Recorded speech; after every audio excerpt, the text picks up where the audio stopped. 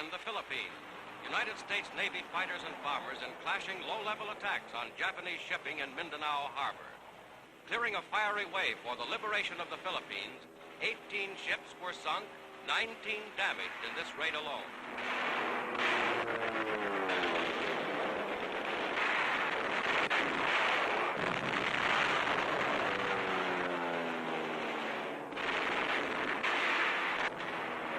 An anti-aircraft tower is blasted.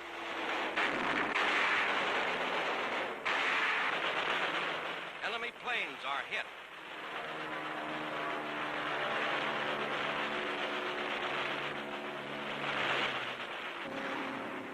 Japanese airfields on Mindanao and other land installations are plowed up by explosives.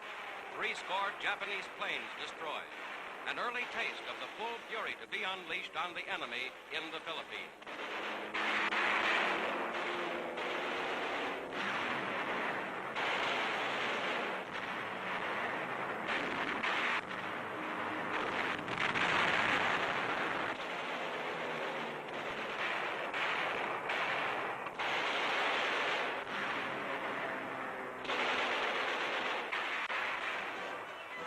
Landing operations in the Philippines, striking first at Leyte Island, have now been undertaken by the largest ocean-going amphibious force in history, led by Admiral Halsey.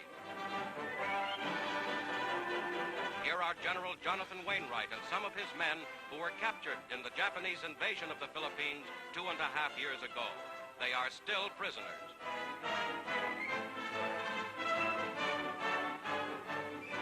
But now, fulfilling his pledge to the Filipino people, General Douglas MacArthur has returned, accompanied by overpowering military strength and by every able-bodied man who, under orders, left the Philippines with him.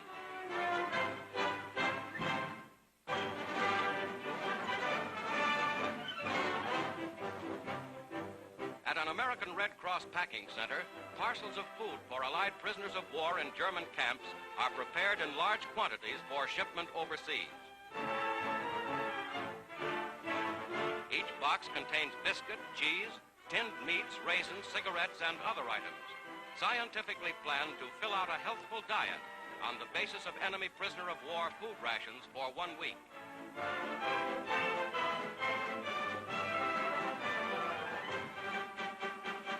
Soap and vitamin tablets are also included in the standardized 11-pound boxes, which are packed almost entirely by volunteer workers and are sent to French, Dutch, Belgian, Norwegian, Polish, Yugoslav, and Greek prisoners, as well as to Americans.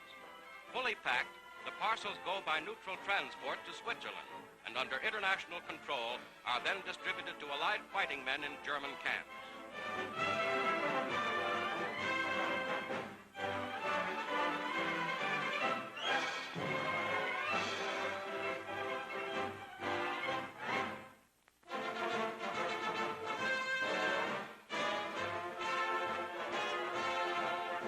Military Academy of Montevideo, Uruguay, completes its 59th year, and President Juan Jose Amatzega arrives for formal ceremonies marking the anniversary.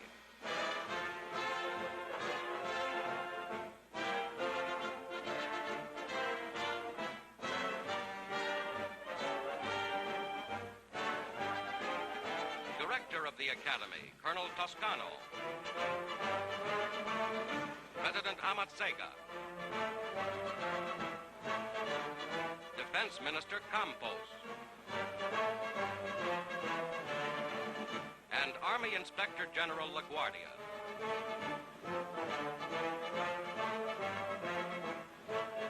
Top-ranking cadets are honored.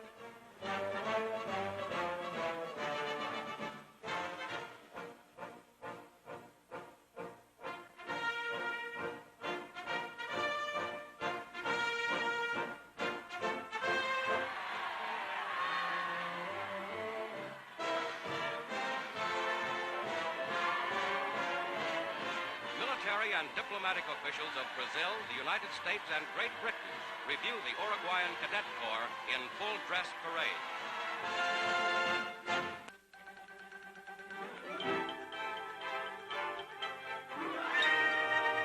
A triumph of mathematical and mechanical skill is this great new automatic calculator at Harvard University. Intricate problems in mathematics, put through the machine in coded form on tape, are accurately solved in a minute fraction of the time required for human calculation.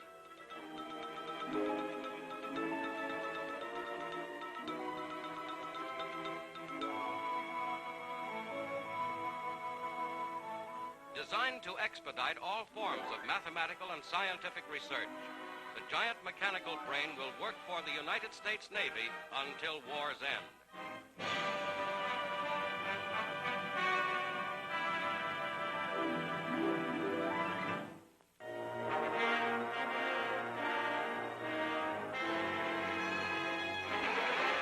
Mopping up the last pockets of Japanese resistance on Peleliu Island, United States Marines storm enemy pillboxes and concealed gun positions.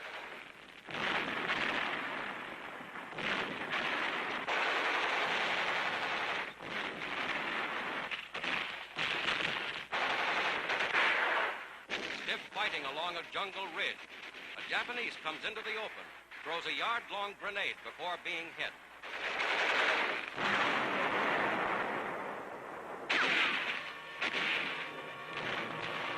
Gaining the heights, Marines attack enemy posts directly beneath them with bullets, hand grenades, and charges of explosives.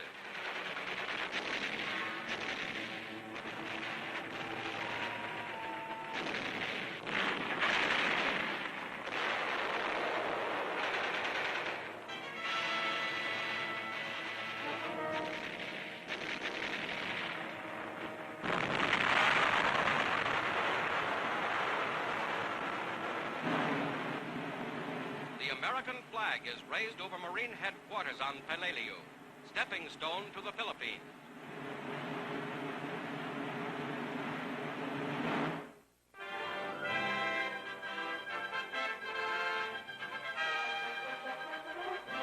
In Italy, across the Apennines at Mount Altuzza, come men-at-arms of the Fifth Army to smash the Nazis' highly fortified Gothic line.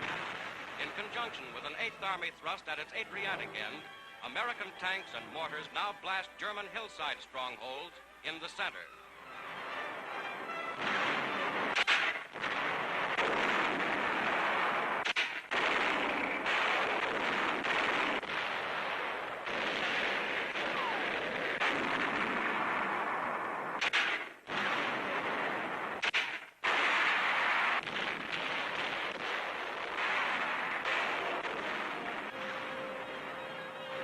After 10 days, the Germans are driven almost entirely out of their fixed defense positions.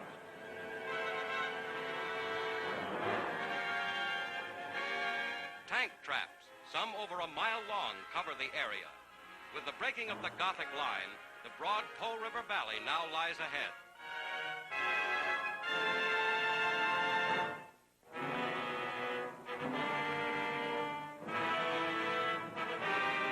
The great French port of Brest, after 46 days of fighting, finally falls to United States troops.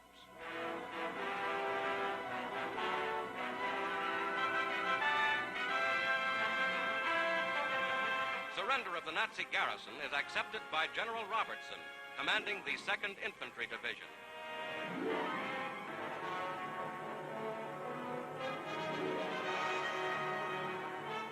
Leading his dog, General Ramke, German commandant at Brest, gives himself up. Prisoners are marched off to detention camps. By holding out here at Brest, as in every French port, the Germans gained time for their retreat to the Siegfried Line, but they were foredoomed to failure.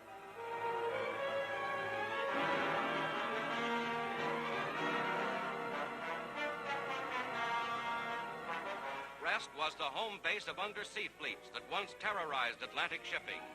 Now these huge U-boat pens are lost to the Germans.